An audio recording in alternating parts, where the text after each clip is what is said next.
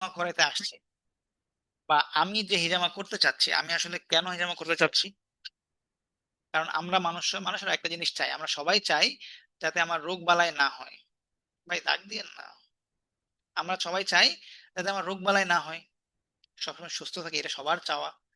আবার যদি অসুস্থ হয়েও যায় যাতে দ্রুত সেরে যায়, ওকে, অসুস্থ হয়েছি যাতে দ্রুত সেরে যায়। আবার এটাও চাই যে ওষুধ যেন আমার বেশি দিন সেবন করতে না হয়, তাই না? যাতে বেশি দিন ওষুধ আমার খাওয়া না লাগে, এটা আমরা সবাই চাই তো। তো এই যে জিনিসটা চাওয়া, সবসময় সুস্থ থাকা, ওষুধ ছাড়া জীবনযাপন, এইটার জন্য তো আমাদের কি লাগবে? যেটা লাগবে এটা পরে আলোচনা হবে। কিন্তু যদি উল্টাটা হয়, যেই মানে হিজামা করলো সুস্থ হওয়ার জন্য, কিন্তু হিজামা করে উল্টা আরো অসুস্থ হইলো, এমনকি মৃত্যু মুখে পতিত হলো, মরে গেল, শুনতে খারাপ লাগতেছে কিন্তু কথা সত্য। আমরা হিজামা করতেছি কেন? হিজামা করতেছি সুস্থ হওয়ার জন্য। এখন উল্টা যদি, এই দেখেন তো, এখন বাজে 10টা, এখন মানুষ পেমেন্ট করতেছে, সে ক্লাসে ঢুকবে কেমনে? তো এইরকম যদি হয় যে সে হিজামা করে আরো অসুস্থ হলো, এমনকি মৃত্যুবরণ করলো, ভয়ের বিষয় কিনা, অবশ্য জেনে হিজামা করতে হবে। এই জন্য আমাদের এটা জানা উচিত, কিছু ব্যক্তির হিজামা করা একেবারে নিষেধ, কিছু ব্যক্তির নির্দিষ্ট অংশে হিজামা করা নিষেধ, পুরা বডিতে নিষেধ না। কিছু ব্যক্তি তো পুরা বডিতেই নিষেধ, কিছু ব্যক্তির নির্দিষ্ট এরিয়াতে নিষেধ, আর কিছু অবস্থায় হিজামা করা নিষেধ। কিছু অবস্থায়, অবস্থা বলতে ধরেন, আমরা সামনে ডিটেলস আলোচনা করব। তো এইটা আমরা যদি ক্লিয়ার ভাবে না জানি, না শিখি, তাইলে কিন্তু মুশকিল। ঠিক আছে, তাইলে মুশকিল। দেখেন, যাদের হিজামা করা একেবারে নিষেধ, অবশ্যই মাথায় রাখবেন এগুলা, নিশ্চয়ই মাথায় রাখতে হবে, নাহলে ঝামেলায় পড়বো আমরা। দেখেন, গর্ভবতী মহিলা একেবারে হিজামা করাবো না, একদম ধরবোই না, রিস্ক আছে। হিমোফিলিয়া রোগী, যে রোগীগুলার রক্ত জমাট বাঁধে না, আপনি স্ক্র্যাচ করবেন, তার তো এক জায়গায় কাটলে রক্ত ভালো করে বের হয়, রক্ত বের হওয়া তো বন্ধ হয় না। এখন আমি তো একটা পয়েন্টের মধ্যে, যে 2 নাম্বার কাপে আমরা কতগুলো স্ক্র্যাচ করি, আমরা কমপক্ষে 20 থেকে 25টা স্ক্র্যাচ করি আমরা এই সাইজের কাপের মধ্যে। এখন তার একটাতেই রক্ত একটা কাটলে রক্ত বন্ধ হয় না রক্তপাত, তার একটা কাপে আমি 20টা স্ক্র্যাচ করতেছি, 10টা কাপ বসলে 200টা স্ক্র্যাচ করতেছি, এগুলো কেমনে বন্ধ করবেন? অ্যানিমিয়া রোগী, যার রক্তাল্পতা আছে, শরীরে রক্ত স্বল্পতা আছে, এদের জমা করলে হাসপাতালে ভর্তি করতে হবে। রক্তচাপ অনিয়ন্ত্রিত, যাদের বিশেষ করে লো প্রেশারের রোগীদের ক্ষেত্রে আমরা খুব বেশি ভয়ে থাকি, হ্যাঁ, এদেরকে জমা করা যাবে না। হাই প্রেশার হলে তো অ্যাকিউট কন্ডিশনে চলে গেলে তো তেমন প্রবলেম হয় না, তাকে ওষুধ খাই আপনি দ্রুত একটা প্রেশারটা কন্ট্রোলে আনতে পারেন।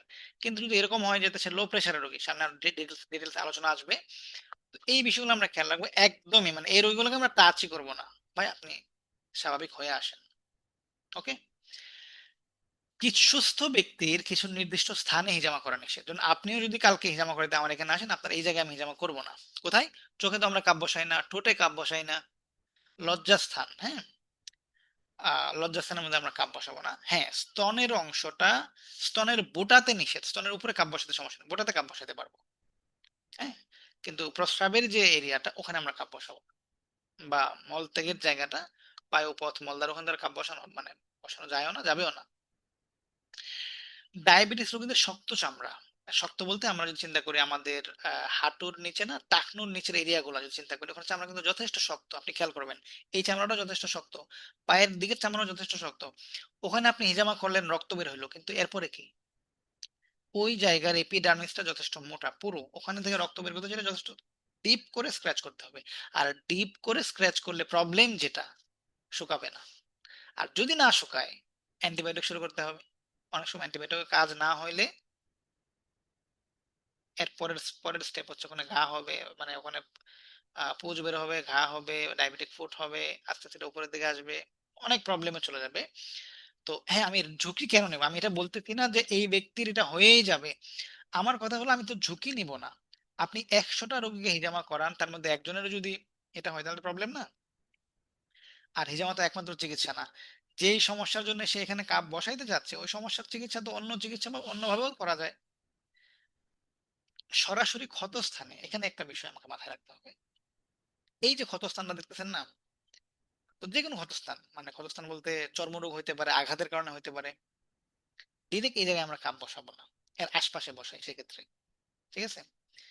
পুড়ে যায় বা ফুসকা পড়ে বা টিউমার হয়, ফুসকা বা পোড়া জায়গাটা তো আমরা আসলে বসাইতে পারবো না। টিউমারের ক্ষেত্রে এই জন্য নিষেধ যে ডাক্তাররা বলেন যে এটা কি ভিনাইন না ম্যালিগনেন্ট, এটা কি আসলে টিউমার নাকি এটা হচ্ছে আপনার ক্যান্সার সেল, কনফার্ম হলে আপনি কাপ বসান। এখন কিছু রোগের চিকিৎসা আসলে অ্যালোপ্যাথিতে খুব ভালো করে, কিছু রোগের চিকিৎসা ইউনানিতে খুব ভালো করে, কিছু রোগের চিকিৎসা হোমিওতে খুব ভালো করে। আপনারা খেয়াল করে দেখবেন আপনার গলায় কাটা বিধছে, হোমিওতে খুব ভালো চিকিৎসা আছে।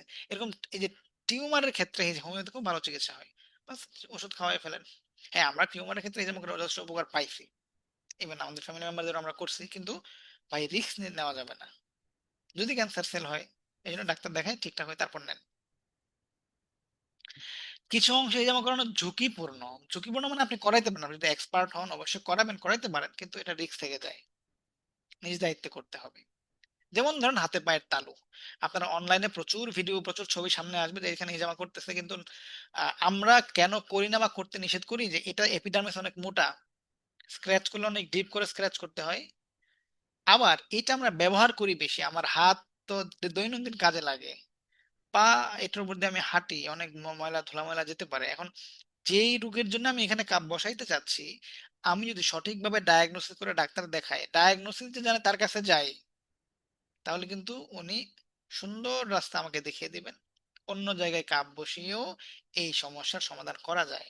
এই জন্য আমরা হাতে পায়ের তালুতে, বিশেষ করে আমি এবং আমাদের এখানে যারা মানে প্রশিক্ষণার্থীগণ এসে থাকেন বা পরামর্শ চেয়ে থাকেন, ওনাদেরকে আমরা বলি যে আপনি এখানে কাপ বসায়েন না, ঝুঁকিপূর্ণ হয়ে যায়।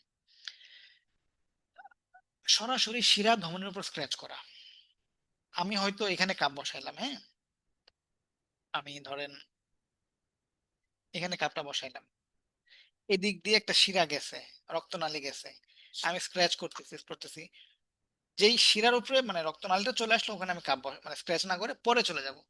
আমি যদি ছবিতে আপনাদেরকে দেখাই, এই যে দেখেন কিছু মানুষ আছে না একদম সহজে বোঝা যায় তার রক্তনালী গুলা, আর এইটা হচ্ছে ভ্যারিকোস ভেইন।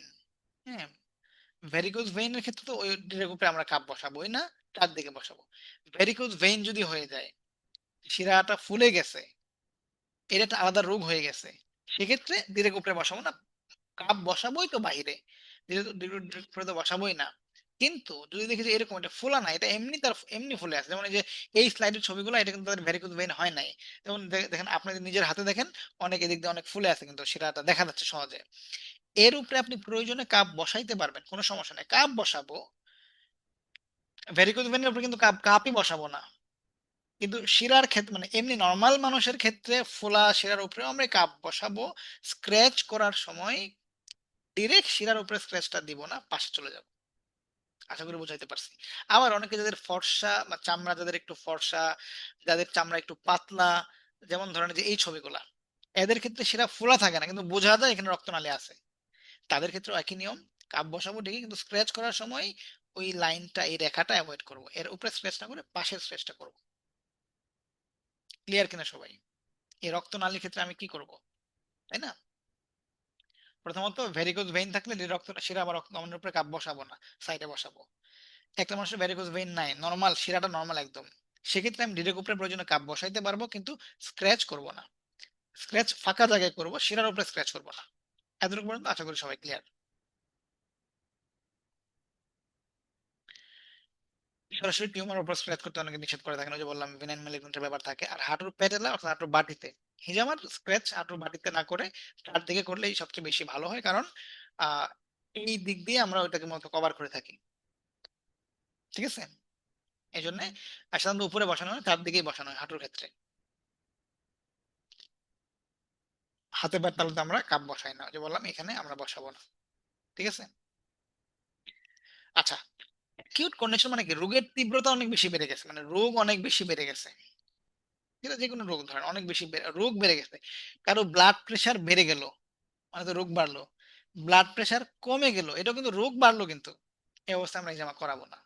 কারো শ্বাসকষ্ট, অনেক বেশি শ্বাসকষ্ট হচ্ছে, বা অনেক বেশি বুকে ব্যথা, আসলে বুকে এমন মানে এমন ব্যথা, এটা কি হার্টের সমস্যা নাকি সে স্ট্রোক করছে, নাকি হার্ট অ্যাটাক করছে, নাকি তার লাংসের প্রবলেম, নাকি গ্যাস্ট্রিক, বোঝা তো মুশকিল। তো এই অবস্থায় রোগী ধরার দরকার নাই, রোগী ডিরেক্ট ডাক্তারের কাছে পাঠিয়ে দেবেন। এই অবস্থায় অ্যাকিউট কন্ডিশনের সবচেয়ে উত্তম চিকিৎসা অ্যালোপ্যাথি, রোগ রোগ যখন অ্যাকিউট হয়ে যায়। রোগ যখন তীব্রতা বেড়ে যায়, অ্যালোপ্যাথিতে যেতে হবে। এখন এমনি যতই সমালোচনা করি আমরা, যত অ্যালোপ্যাথিতে গালিগালাজ করি, এখনো পর্যন্ত অ্যাকিউট কন্ডিশনে অ্যালোপ্যাথির উপরে নাই কিছু। ঠিক আছে? রক্তাল্পতা, হিজামা করাবো না, ডাক্তার কাছে পাঠাবো। ব্লাড সুগার অনেক বেশি বেড়ে গেছে বা অনেক কমে গেছে, ডাক্তার কাছে পাঠাবো, নিজে করবো না। অর্থাৎ যে কোনো ইমার্জেন্সি কন্ডিশনে আমরা রোগীর হিজামা করাবো না, তাকে ডাক্তার কাছে পাঠিয়ে দেবো। সে স্বাভাবিক হইলে তারপর আসেন। কারণ কি, সবাই আপনার রোগী না, আপনি ডাক্তার না, এটা মাথায় রাখবেন। রক্তচাপ অনেক বেশি বেড়ে গেছে, এটার না যতটুকু প্রবলেম তার চেয়ে বেশি প্রবলেম রক্তচাপ কমে গেছে। স্বাভাবিক ব্লাড প্রেশার আমরা কি বলি, একটু মানে 80/120/80 বলা হয়, বা সর্বোচ্চ আপনি বয়স্কদের ক্ষেত্রে 140 পর্যন্ত অ্যাকসেপ্ট করতে পারলেন। কিন্তু কমে গেলে প্রবলেম। স্বাভাবিকের যদি 20 কমে যায়, সতর্ক হয়ে যাবেন, যেমন না করলে সবচেয়ে ভালো। মানে 120/80 থাকার কথা সেখানে 100/60 হয়ে গেছে। বিশেষ করে মহিলাদের অনেক সময় এরকম প্রবলেম থাকে। এদের হিসাব করলে বলবো যে আমার তো মাথা চক্কর দেয়, আমি তো শরীর থেকে মানে শোয়া থেকে উঠতে পারি না, এই যে তো অভিযোগ করবে, এই জন্য না করা ভালো। আবার ধরেন ওই যে রক্তে শর্করার মাত্রা বেড়ে গেছে বা কমে গেছে, খালি পেটে আমরা জানি যে 7 অথবা তার বেশি থাকলে ডায়াবেটিস। খালি পেটে 6.1 থেকে 6.9 থাকলে আমরা বলি প্রি ডায়াবেটিস। 6 এর নিচে থাকলে আমরা বলি এখনো স্বাভাবিক আছে। কিন্তু যদি খালি পেটে, আচ্ছা, যেই রুগীটা এখন অলরেডি ইনসুলিন নিচ্ছে, অলরেডি মানে অলরেডি সে ডায়াবেটিসের ওষুধ খাচ্ছে, উনিও তো, ওনাকেও যদি আপনি এখন ডায়াবেটিস মাপেন, স্বাভাবিক পাবেন কিন্তু, মানে র্যান্ডমলি মাপলেও তারটা সীমার মধ্যেই পাবেন, কারণ সীমার মধ্যে রাখার জন্যই তো তাকে ওষুধ খাওয়ানো হচ্ছে বা ইনসুলিন দেওয়া হচ্ছে। তার মানে তার হিজামা করতে কোনো সমস্যা নাই। সমস্যা ওই ব্যক্তির যারটা আনকন্ট্রোলড, কন্ট্রোলের বাইরে চলে গেছে, খালি পেটে 15 বেশি হয়ে গেছে, মেবি দেখেন যে 15 বেশি, সে আসছিল মাথা চক্কর লাগে, খারাপ লাগে, দুর্বল লাগে, মাথাটা কেমন কেমন ভার ভার লাগে, এই জন্য হিজামা করাতে আসছিল, ডায়াবেটিস মেবি দেখেন এই অবস্থা। ভরা পেটে 20-এর বেশি, এই ক্ষেত্রে আমরা হিজামা করাবো না। খালি পেটে 15, ভরা পেটে 20।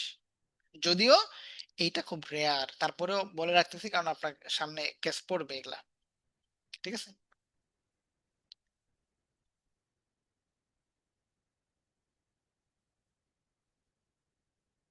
আরেকটা কি, কখন হেজামা কখন ওষুধ লাগবে বললাম, যে দীর্ঘমেয়াদী কিন্তু তীব্রতা কম, বা হেজামা করতে পারেন, কিন্তু তীব্রতা বেশি হলে আমাকে অবশ্যই ওষুধ খাওয়ানো লাগবে রোগীকে। হার্টের ক্ষেত্রে একটা জিনিস মাথায় রাখবেন, হার্টের রোগীদের যদি বাইরে থেকে কোনো কিছু ডিভাইস ঢোকানো আছে, রিং পরায়, পেসমেকার বসায়, স্ট্যান্ড বসায়, ওনার তো আর এটা এটা বের করার কোনো সুযোগ নেই, এটা আসলে one time one way system, আসার কোনো স্রোত নাই। মানে যার রিং পরাইছে আর কি বের করতে পারবে? তা তো সারা জীবন ওষুধ খাইতেই হবে। তো আমরা এক্সপেরিমেন্ট করার ক্ষমতা কিন্তু আমাদের নাই, মাথায় রাখতে হবে। নৈতিক ভাবেও নাই, ধর্মীয় ভাবেও নাই, রাষ্ট্রীয় মানে আইন অনুযায়ীও নাই, কারণ আপনি ডাক্তার না, আপনি বড় হার্ট সার্জন না। উনি এক্সপেরিমেন্ট করতে পারতো, কিন্তু আমার আপনার এক্সপেরিমেন্ট করার সুযোগ নাই। এই জন্য উপকার না পৌঁছাইতে পারলাম, এতে যাতে ক্ষতি না করি, এই জন্য যার হার্টে অলরেডি একটা জিনিস ঢুকাই দিছে, এর হার্টে আপনি কাপ বসাবেন না। বাকি ওই রোগীর মাথা ব্যথা, ওই রোগীর কোমর ব্যথা, ওই রোগীর হাঁটু ব্যথার জন্য এই জামা করাতে কোনো সমস্যা নাই, কিন্তু তার হার্টে আমরা কাপ বসাবো না। এই পর্যন্ত ক্লিয়ার কিনা? যতটুকু আলোচনা করলাম এতটুকু ক্লিয়ার?